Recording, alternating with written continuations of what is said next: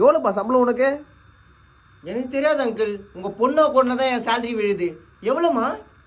வள்ளியம்மா வள்ளியம்மா அண்ணியின் அண்ணு வள்ளியம்மா சபத்துல பள்ளியம்மா மச்சான் பேரு டில்லியம்மா வள்ளியம்மா வள்ளியம்மா அண்ணி. ஹே, அது என் பெரியப்பாடா.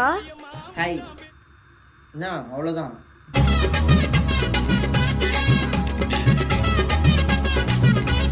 தம்பி, நாங்க ஹிந்து, நீங்க கிறிஸ்டியன், எப்படி எல்லாம் செட் ஆகும்?